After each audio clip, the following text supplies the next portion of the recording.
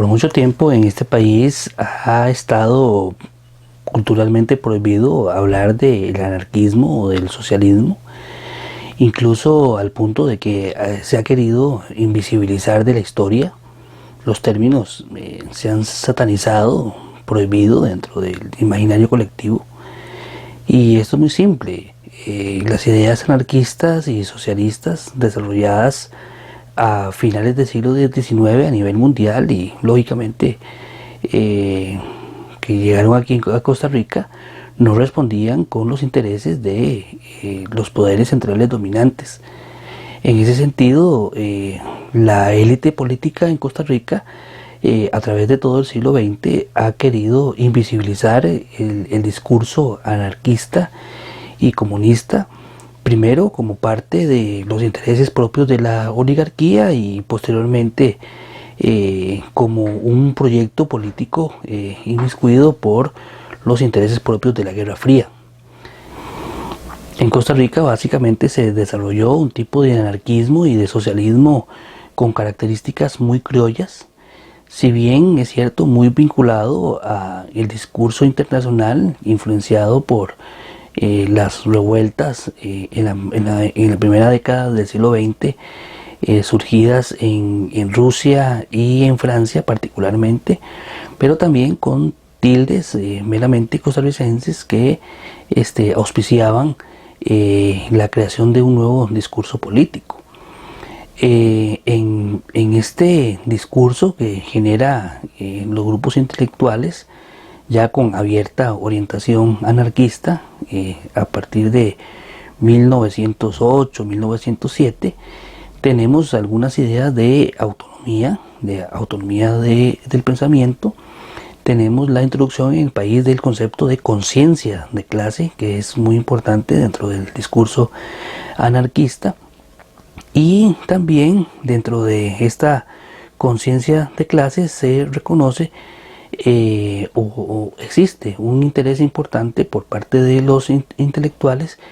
que los trabajadores asuman su propio compromiso político.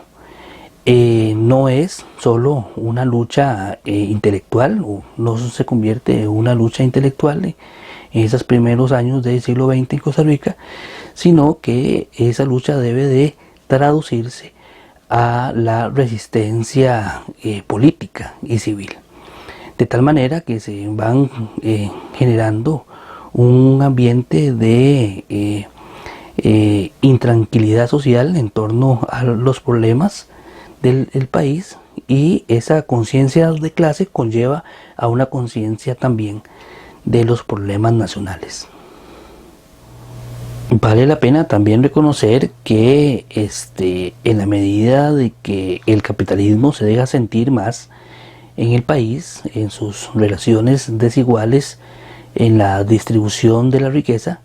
también las ideas anarquistas y comunistas van floreciendo como un ejercicio contestatario a esas relaciones desiguales de poder. En ese sentido, lo que se ha querido dar a entender es que tanto los comunistas como los anarquistas en nuestro país han sido agitadores o motivadores de la desestructuración de la institucionalidad costarricense, y yo considero que más bien que estos grupos ideológicos más bien lo que querían aportar era a que las relaciones dentro del capitalismo implantado en Costa Rica fueran más justas para la mayoría de la población. El Centro Germinal es producto de esa madurez en las ideas de los intelectuales de la época y responde ya a una necesidad más concreta de salirse no solo del discurso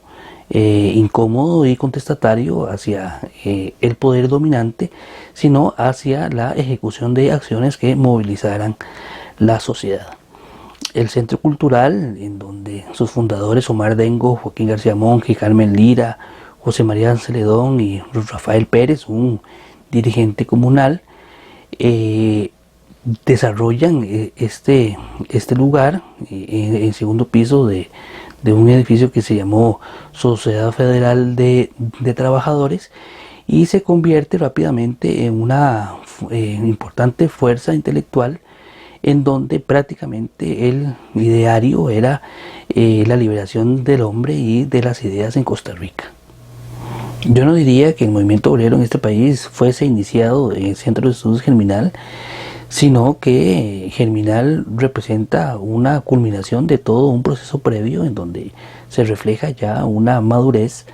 entre distintas posiciones dentro de la sociedad de mayor participación política. De tal manera que grupos de artesanos y obreros entre 1909 y 1914 ya tienen una enraizada posición sobre su participación social y emprenden luchas de carácter ideológico político para encontrar en esa sociedad no solo más libertades a nivel político, sino a nivel social una mejor aceptación de esas condiciones. Bueno, yo creo que el principal aporte del Centro Germinal es darle a grupos de artesanos y obreros, principalmente en el área urbana, en San José, la posibilidad de tener un acceso a la educación que en el momento estaba restringida para un cierto sector de la sociedad civil, y que de esta manera estos grupos proletarios se acercaran a otras fuentes de conocimiento, de tal manera que existe un interés muy claro de que exista una circulación de las ideas a través de el préstamo de libros y de periódicos. Pues se crea una biblioteca dentro del centro, y la constante organización de actividades nocturnas para compartir dichas ideas, y también la participación continua, o la organización continua más bien, de aquellas llamadas peñas culturales, en donde se reunían y al calor de una plática uno cantaba, otro declamaba, otro leía su poesía, y de esta manera se iba consolidando un sentido más de grupo. También es importante considerar que esta propuesta se basa desde una perspectiva cultural proletaria, y que busca combatir los prejuicios sociales, religiosos, políticos, que según ellos atrasaban la evolución de los trabajadores y del desarrollo social en las personas de aquel momento.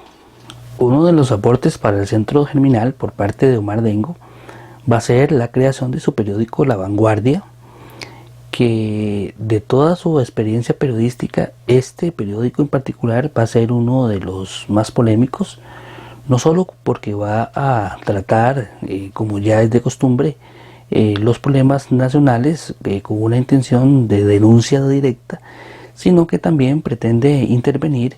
en el proceso electoral, y se denota un marcado ataque a las pretensiones de Julio Acosta para las elecciones de 1914. Este periódico le gana la excomunión por parte de la Iglesia Católica, y además le gana importantísimos enemigos dentro de la clase política, como Máximo Fernández, que también se opone a la circulación de él mismo. Pero también este periódico, no hay que olvidar que tiene características también pedagógicas, educativas, relacionadas con la orientación de la educación de la clase obrera. Entonces, de alguna manera se combinaban los dos ejercicios: educación, pedagogía e instrucción política.